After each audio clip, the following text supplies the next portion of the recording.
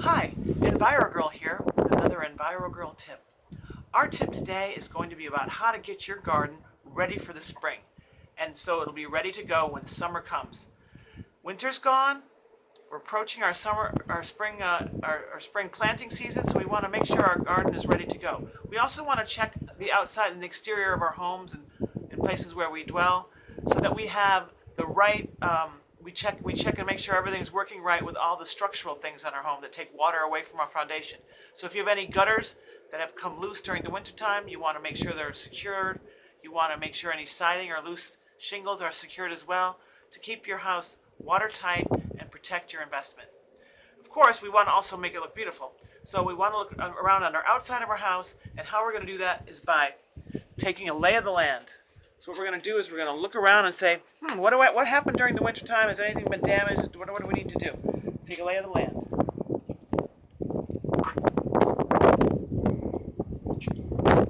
Stop. We want to look at all of our garden spaces and take a lay of the land and see what we need to do to get ready for spring.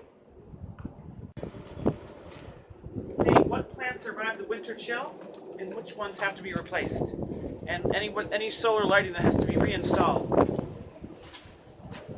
We want to check exterior fences as well and make sure they're still sturdy for the winter and nothing's been blown around.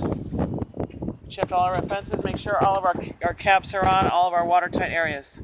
We also want to check our deck and look for any loose boards or things that could get in the way. We want to pick up any debris and check for any damage on any of our docks or any of your outside structures.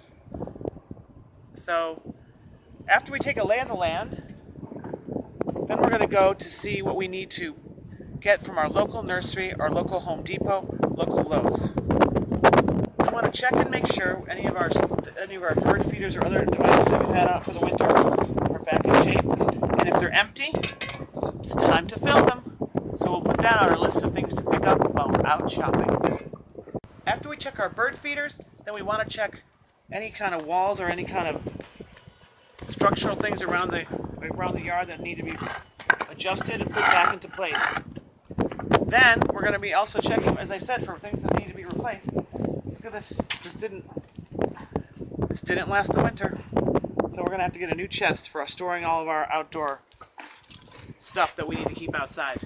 So I guess it's time to go. Let's go. So we're ready to get going. We've made our list of things that we want to get, and we forgot one last thing. Our tree, next door neighbors cut down a tree that we really love. So we took a piece off the tree and we're going to bring it to the garden store so we can see what kind of tree this is, so we can plant one in memory of the one that was cut down. So off we go to the store to find the things we need to spruce up our garden. I like to go to our neighborhood garden center because it supports the small businesses in our local area, and it has the best selection of plants that you can't usually find in other places like Home Depot, which has a more generalized selection of trees and bushes. And what we're looking for today, since it's such early spring, is a tree, as I said, to replace the one that was lost from when our neighbor's tree was cut down. So off we go to support our local businesses and to see if we can find the tree, what kind of tree this is, so that we can find another one to plant in its place, and to get some general supplies to make to begin our spruce up of our lawn and garden. Hi, I love coming to my local area nursery. They have a beautiful setup here. Look at the beautiful rose garden.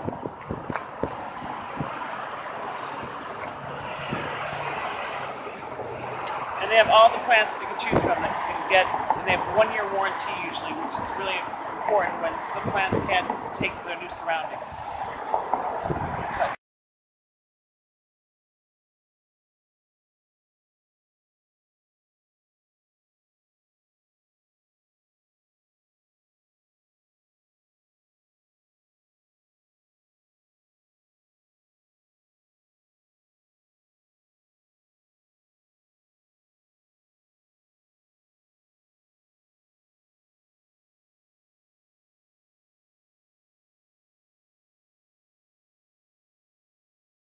Envirogurl is always looking for environmentally friendly and sustainable plants around our house.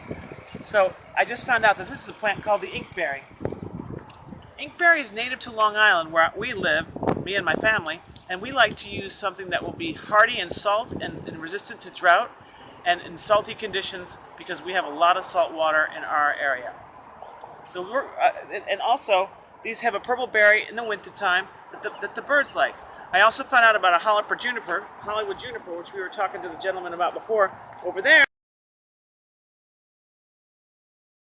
Another great thing about our local area gardening center and garden store is that they have a plant expert on site who can tell us more about our possible Hollywood juniper.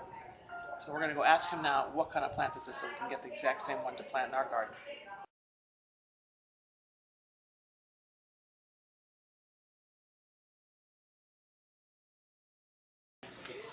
We're going to pick out some bird seed. This is what we want to get to put in our feeders to feed our little feathered friends.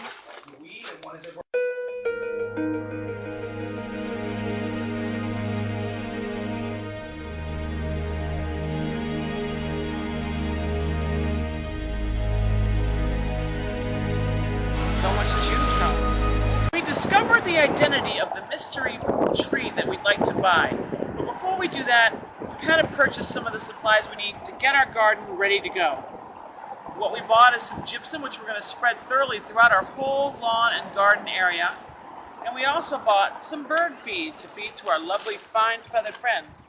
So, what we're going to do is we're going to head back home, load up the car first, of course, don't leave anything behind, and then we're ready to get our garden prepped. So we've arrived home and now we're going to get our gardening gloves ready to go, put them on,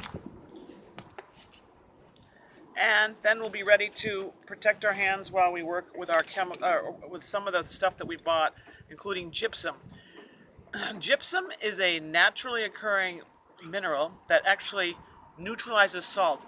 Because we live in such a salty climate in this area of New York State, we actually have to use gypsum to neutralize the salt in our soil so that everything will grow better. So that's what we're going to start doing as part of our getting our garden prepped and ready for a new season. A fun fact about gypsum is that it's number 2 on the hardness scale, which means it's very soft. It will seep into the soil and neutralize the salt. So we're going to open the bag. Can't find my regular tools because I haven't really organized my toolbox for the summer yet. But what we're going to do, according to the instructions from both the gentleman that we talked with about buying this at the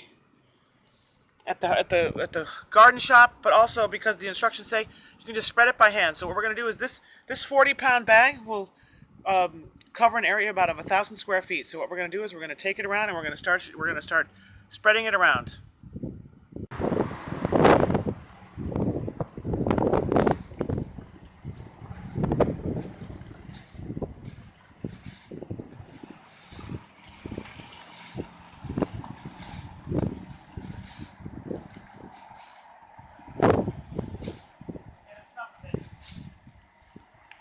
Getting rid of all of our gypsum.